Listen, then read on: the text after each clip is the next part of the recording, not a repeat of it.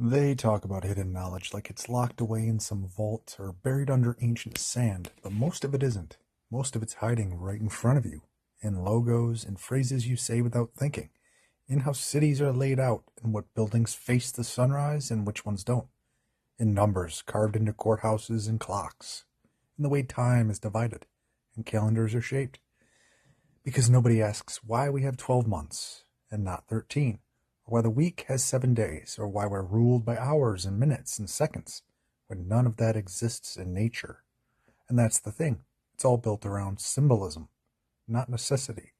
And the symbols come from somewhere.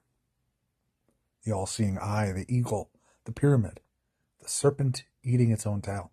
They're not just aesthetic. They're language, systems.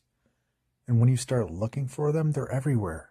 On your money, your phone, and your movies. In the architecture of shopping malls, in the framing of news, in the silence of history books.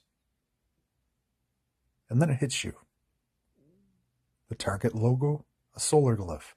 Starbucks, a siren from maritime myth. Apple, the bitten fruit, a nod to Eden. Nike's swoosh, the wing of the goddess of victory. The medical caduceus, Hermes, Kundalini rising through the spine. The graduation cap, a flattened square, the black cube. Your days, all named after gods. Your months, Roman emperors and moon cycles. Walt Disney's castle, literal Templar geometry. Google's colors, primary coded chakras. Even your keyboard, QWERTY, a layout designed for slowness, not speed.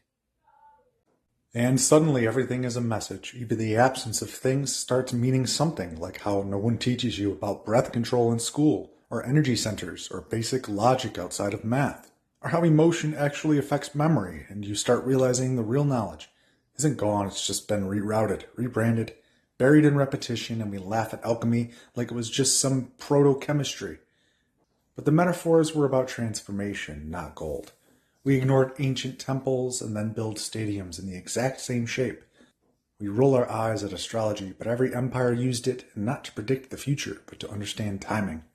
And we build our lives on the Gregorian calendar and never ask why it replaced 13 moons. And all of it, is hidden in plain sight. Not because it's impossible to find, but because we've been trained not to look. And the moment you start paying attention, really paying attention, you see it. This whole reality is a broadcast. And most people are tuned to the wrong frequency. Humanfluence, out.